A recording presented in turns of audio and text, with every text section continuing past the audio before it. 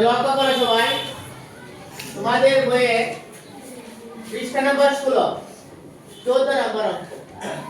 একজন পেঁয়াজ ব্যবসায়ী বাজারে পেঁয়াজ বিক্রি করে। পেঁয়াজ ছিল তো? সবাই পেঁয়াজ ছিল, ঠিক আছে। একজন পেঁয়াজ ব্যবসায়ী একল দশক শতক হাজার 1880 টাকা ধরে 1264 বস্তা পেঁয়াজ ক্রয় করেন। বুঝতে পারছো? যে ব্যবসায়ী সে কি করছে 1880 টাকা ধরে কি করছে 1264 বস্তা পেঁয়াজ সে কি করছে ক্রয় করা। কি তা বুঝো? ক্রয় করা মানে বিক্রি করা। ক্রয় করা মানে কি? ক্রয় করা মানে কেনা। দোকানদার যে পেঁয়াজ বিক্রি করে আগে কিনে আনে, হ্যাঁ। এই যে একটা পণ্য, এটা কি মার্কার। এই মার্কার যে পেঁয়াজটা ওটা কি যে দোকান থেকে আমি কিনে আনছি ওই দোকানে যে আগে কিনে আনছে না, হ্যাঁ। এটা একটা মূল্য আছে না, কি বলো? সে একটা দামে কিনে আনছে অর্থাৎ ক্রয় করে আনছে, তারপরে কি করছে আবার আমার কাছে সে কি করছে কিছু লাভে বিক্রি। বুঝতে পারছো সবাই? এখন কত হয়েছে? ব্যবসায়ী 1880 টাকা ধরে কি এক বস্তা পেঁয়াজ ক্রয় করে বা কিনে সে কি করছে, লক্ষ্য করো, তিনি প্রতি বস্তা পেঁয়াজ 2150 টাকা করে বিক্রি করে। সে কি করছে বিক্রি করছে কত? প্রতি বস্তা 2150 টাকা। দেখো সব বুঝছে 1880 টাকা দিয়ে কি যে বস্তা বিক্রি করতে কত? 2150 টাকা। তাহলে কি বোঝা যাইতেছে? কি বিক্রয় মূল্য বেশি না? অর্থাৎ এক বস্তা এত টাকা বিক্রি করতে এত টাকা দিয়ে ক্রয় করতে, তাহলে অবশ্যই বোঝা যায় এখানে লাভ। ঠিক আছে, এখন লক্ষ্য করো, এখন এখানে আমার দুইটা অঙ্কের সমাধান করতে হবে। প্রথম অঙ্কটা কি? পেঁয়াজ ক্রয় বাবদ তার কত টাকা খরচ? ওই যে ব্যবসায়ী যে পেঁয়াজ কিনে আনছে ওই পেঁয়াজ ক্রয় বাবদ তার কত টাকা খরচ হচ্ছে, তাহলে কি আমরা বের করতে পারতাম না? মনে করো একটা एग्जांपल দেই। এই একটা মার্কারের দাম মনে করো 10 টাকা। এখন আমি এরকম দোকান থেকে 5টা মার্কার দিই, তাহলে আমার মার্কার ক্রয় বাবদ কত টাকা দোকানদারকে দেওয়া লাগবে? কেমনে সহজে বুঝে লাইছো? গুণ করিয়া 5 10 গুণে 50। কিন্তু হিসাবটাও তো এরকমই। ব্যবসায়ী এক বস্তা পেঁয়াজ কিনছে 1880 টাকা দিয়ে, আর পেঁয়াজ কিনছে কয় বস্তা? 1264 বস্তা। তাহলে সে যে কাটটাকে পেঁয়াজ কিনছে ওই লোককে সে অনেক টাকা দিচ্ছে না? অনেক বেশি পরিমাণে টাকা দিচ্ছে না? ওই টাকাটাও কি করতে হবে? মার্কারের টাকার মতো হিসাব করতে হবে, কিভাবে? গুণ করে। কিন্তু এটা কি আমরা মুখে মুখে বলতে পারা? না। এটা কি করতে হবে? আমার একটু গুণ করতে হবে, একটু কাজ করতে হবে। ঠিক আছে, তাহলে আমার মূল কাজটা কি হচ্ছে? গুণ করতে হবে। কি বুঝছো? গুণ করতে হবে। ঠিক আছে, তাহলে পেঁয়াজ ক্রয় বাবদ তার কত টাকা খরচ হলো আমরা ওই অঙ্কটা কি করি? সমাধান করি।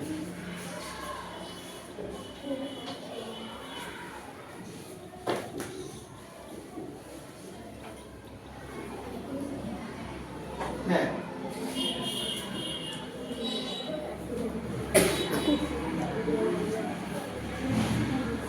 এক বস্তা পেঁয়াজের মূল্য কত? 1880 টাকা। পেঁয়াজের 80 টাকা। মূল্য বলি, দাম বলি, যাই বলি কি কথা। ঠিক আছে, এক বস্তা পেঁয়াজের মূল্য কত? 1880 টাকা। 80 টাকা। এখন ব্যবসায়ী কয় বস্তা পেঁয়াজ কিনছে? 1264 বস্তা পেঁয়াজ। ঠিক আছে, তাহলে আমরা কি লিখবো? যে 1264 বস্তা পেঁয়াজের মূল্য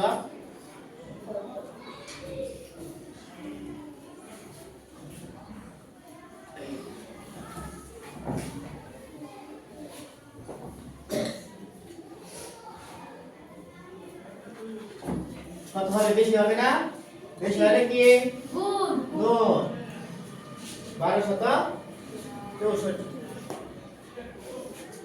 দ্বারা আমরা কি করব? কাকে গুণ করব?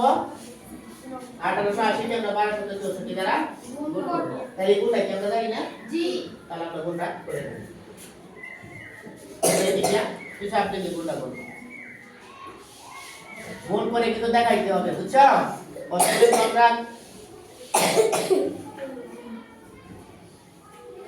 1264 আর কত 1880 একটা শূন্য আছে এই শূন্যটা আমরা ডানে রেখে দিই কি বলো জি তাহলে আমার কি একটা গোল কম হবে না হিসাব বুঝতে পারছো সবাই জি এই যে বুঝতে পারছো সবাই সহজ পদ্ধতি গুণের মতো আর যে 4 8 গুণে 32 32 এর 2 হলো কত 3 আর যে 6 এর 6 8 গুণে 48 আর 3 51 এর 1 হলো কত 5 হ্যাঁ আর যে 2 এর কত 12 দিলে 16 16 আর 5 21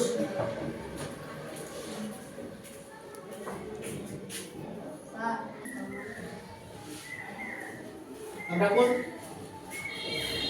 8 2 গুণে 16 আর 5 21 এর 1 হলো কত 2 8 1 গুণে 8 8 আর 2 10 সবাই বলবা একটু আস্তে করে বলবা ঠিক আছে তাহলে কি এককের ঘরের কাজ শেষ তাহলে একটা শূন্য এখন লক্ষ্য করো এখানে 8 আর একটা না তাহলে এই 8 এই 8 দিয়ে গুণ করে যা পেলাম এই 8 দিয়ে গুণ করে তো তাই পাবো তাহলে উপরে বলে আপনি লিখতে পারবেন 2 1 1 0 বুঝতে পারছো সবাই তাহলে লক্ষ্য করো তাহলে কি আমার 10 এর ঘরের কাজ শেষ তাহলে কি এখন শূন্য কটা হবে দুইটা একক 10 এর দুইটা ঘরের কাজ শেষ এজন্য আমরা কি করলাম দুইটা শূন্য দিয়ে দিলাম সবাই বুঝতেছেন তো জি আচ্ছা লক্ষ্য করো এক দিয়ে আমরা গুণ করব উপরে সবগুলা এক দিয়ে গুণ করাতে একদম সিম্পল কি বলা এক দিয়ে 4 দিয়ে গুণ করলে 4 এর গুণে 4 এক দিয়ে 6 দিয়ে গুণ করলে 6 এর গুণে 6 এক দিয়ে 2 দিয়ে গুণ করলে 2 এর গুণে 2 এক দিয়ে 1 দিয়ে গুণ করলে 1 গুণে 1 এখন আমরা কি করব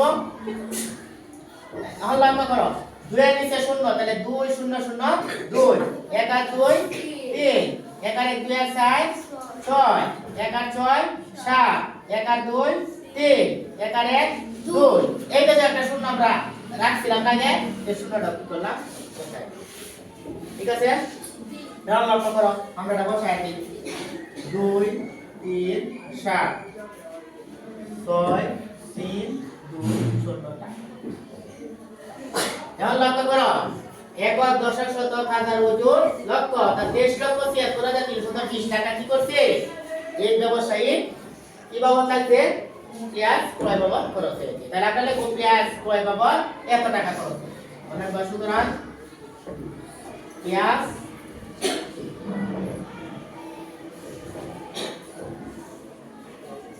পেঁয়াজ ক্রয় বাবদ 30 7 6 3 2 0 টাকা খরচ উত্তর কত হবে 30 7 6 3 2 কি এখন বুঝতে পারছো জি এই যে ব্যবসায়ী ওরা কি এই 1264 বস্তা পেঁয়াজ কিনতে গেলে তার কত টাকা লাগবে 23,76,320 টাকা এটা কি খুব কঠিন অঙ্ক জি না আশা করি সবাই বুঝতে পারছো কি বলো জি সমস্যা আছে রে জি না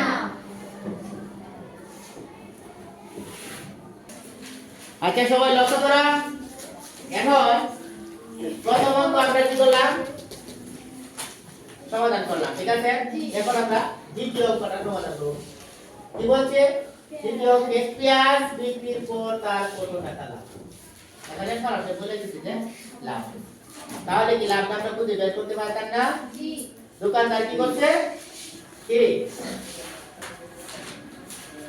পেঁয়াজ কত বস্তা কিনছে 1264 বস্তা আর এক বস্তা পেঁয়াজের বিক্রয় মূল্য কত 2150 টাকা 2150 টাকা তাহলে আমরা লিখব এক বস্তা পেঁয়াজের বিক্রয় মূল্য 2150 টাকা তাহলে পেঁয়াজ কিনছে 1264 বস্তা 1264 বস্তা পেঁয়াজের বিক্রয় মূল্য কত হবে বেশি হবে বেশি হলে কাজ কি গুণ সবচেয়ে বড় একটা বেশি হলে কাজ গুণ বেশি হলে গুণ তারপর আমরা গুণটা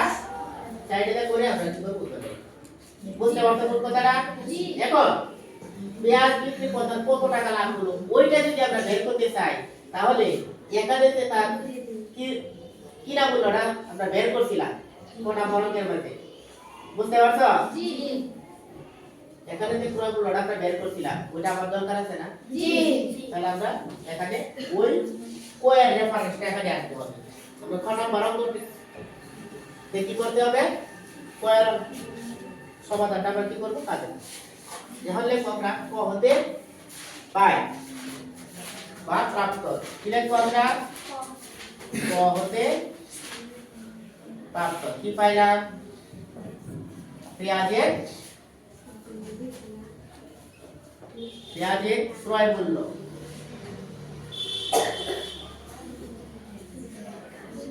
পেঁয়াজের ক্রয় মূল্য কত পাইছিলাম একটু বলতে পারবা 23 লক্ষ 76,320 23 লক্ষ 76,320 23 লক্ষ 76,320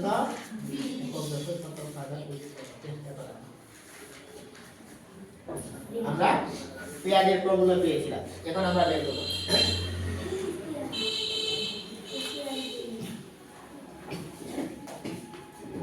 এক বস্তা পেঁয়াজের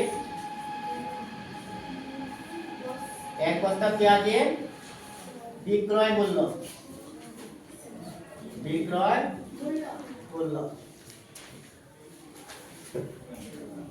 2,150 টাকা 2,150 সুতরাং পেঁয়াজ কিনছে 1264 বস্তা সুতরাং 1264 বস্তা পেঁয়াজের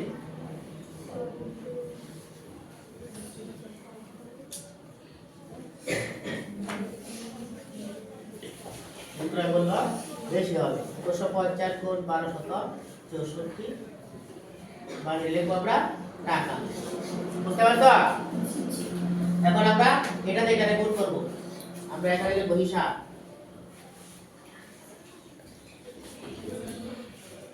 1264 আর কত 2150 2150 আমরা এটা ঠিক রাখবো একটা শূন্য স্টপ রাখবো 5 দিয়ে 4 এ 4 5 গুণে 4 5 গুণে কত 20 শূন্য হলো কত 2 5 দিয়ে এখন 6 কে গুণ করব 5 6 গুণে 30 30 আর আগে ছিল 2 কত 32 এর 2 হলো কত 3 5 দিয়ে 2 দিয়ে 5 দিয়ে গুণে 10 10 আর 3 13 হলো কত 1 5 এর গুণে 5 5 আর 1 6 এখন তো করে কাজ শেষ শূন্য দিয়ে দিলাম এখন 1 দিয়ে গুণ করব উপরে শব্দগুলো আছে এটা আমরা সবাই জানি কোনো চেঞ্জ নাই এককের ঘরে এবং দশকের ঘরে কাজ শেষ ঠিক আছে জি আল্লাহ কা করে 2 দিয়ে 4 দিয়ে 4 দিয়ে গুণে 8 2 দিয়ে 6 দিয়ে 6 দিয়ে গুণে 12 দিয়ে হলো কত 1 2 দিয়ে 2 দিয়ে করে 4 আর 1 5 2 দিয়ে গুণ করব 2 1 গুণে 2 এখন আমরা কি করব 0 0 0 2 আর 4 6 3 আর 6 9 আর 8 17 7 হলো কত 1 1 আর 2 3 3 আর 2 5 আর 6 11 রে হলো কত 1 1 আর 5 6 আর 1 7 আর 2 ঠিক আছে এখন একটা কি শূন্য আমরা রাখতে দিলাম আগে এই শূন্যটা আমরা দিয়ে দেব বুঝা তাহলে কি লিখব 27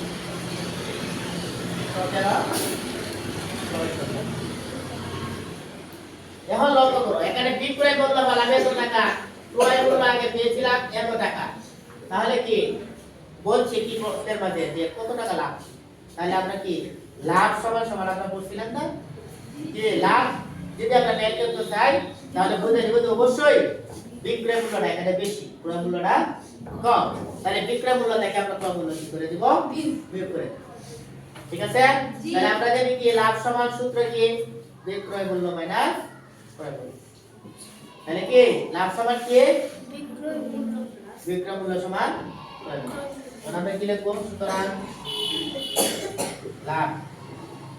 লাভ সমান বিক্রয় মূল্য মাইনাস ক্রয় মূল্য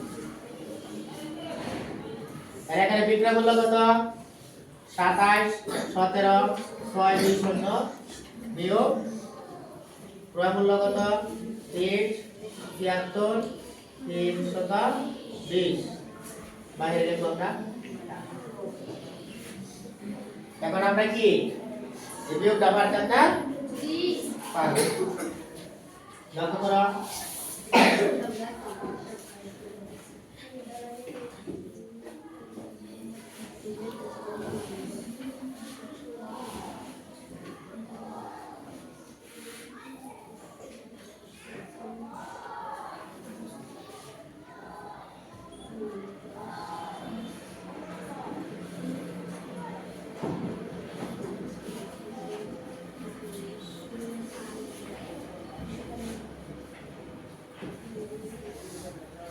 সবাই লক্ষ্য করো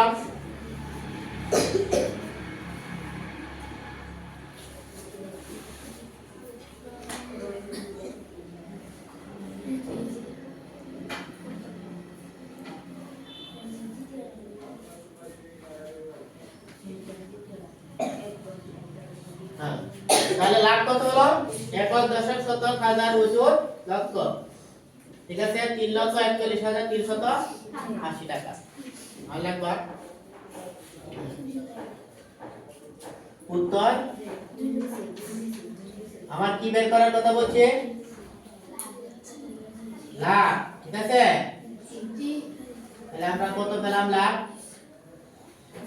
3,41,380 টাকা অর্থাৎ ওই ব্যবসায়ী ওই পেঁয়াজ বিক্রির পর কি 3,41,380 টাকা লাভ পেল। বুঝতে পারছো সবাই? জি